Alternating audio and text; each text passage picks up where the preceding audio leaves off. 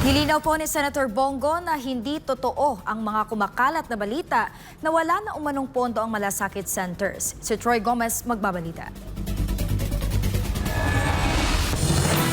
Binigyang diin ni Senador Bongo na 4 na ahensya ng gobyerno ang may mga programa at kaukulang pondo para sa medical assistance na nagsisiguro na patuloy ang operasyon ng malasakit centers at may kakayahan itong magbigay ng medikal na tulong. Iyan ang tugon ng senador sa napapabalitang wala na umano itong pondo. It's not true na wala pong pondo ang malasakit center, but the truth is ang malasakit center ay one-stop shop. Wala po siyang sariling pondo. Batas po siya kung saan po andyan dyan ang PhilHealth, may pondo ang PhilHealth. Andyan dyan po ang DSWD, may pondo po ang DSWD na maaaring tumulong. Andyan dyan po ang PCSO, may pondo rin po sila na maaaring tumulong. At andyan dyan po ang DOH, may pondo po sila maipip na maaaring tumulong.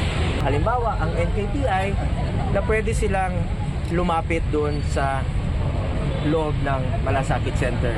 Meron pong social worker na tutulong, i-guide sila to seek help from the 4 agencies.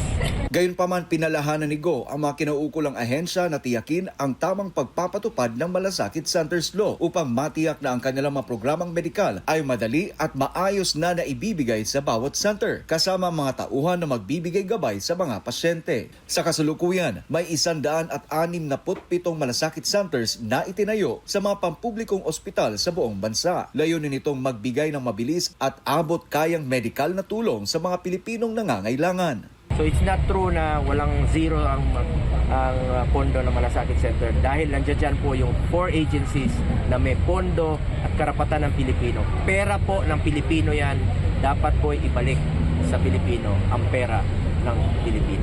Binigyang diin din ni Go na wala dapat tinatanggihan na pasyente ang Malasakit Center. Bilang pangunahing may akda at sponsor ng Republic Act 11463 o ang Malasakit Centers Act, inulit ni Go sa publiko na ang Department of Health, Philippine Health Insurance Corporation, Department of Social Welfare and Development at Philippine Charity Sweepstakes Office ay may mga nakalaang programa na maaring magamit sa malasakit centers bilang isang one-stop shop para sa medikal na tulong batay sa Malasakit Centers Law. Ang pondo para sa bawat programa ng medikal na tulong ay kasama sa mga budget ng DOH at DSWD na nakasaad sa General Appropriations Act o sa PCSO at PhilHealth ayon sa kani-kanilang mga mandato at sa ilalim ng Universal Healthcare Law. Ang mga partner agencies ay matatagpuan sa loob ng malasakit centers sa mga pangunahing pampublikong ospital upang magbigay ng isang streamlined o mas mabilis na proseso para sa mga indigent patients na humihingi ng tulong para sa hospital bills, gamot at iba pang gastusing medikal.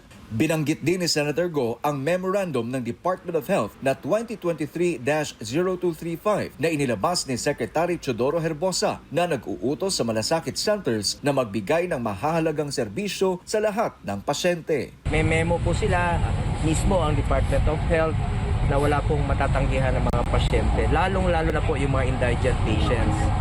Bilang chair ng Senate Committee on Health, tiniyak din ni Go ang kanyang pagtutok at pangako na gagampanan ang kanyang mga oversight functions upang matiyak ang patuloy na operasyon ng malasakit center sa buong bansa. Mula nang magsimula ang programa, mahigit 17.5 million ng mga Pilipino ang nakinabang mula sa malasakit centers ayon sa DOH. Para sa Diyos at sa Pilipinas kung mahal, Troy Gomez nag-uulat, SMNI News.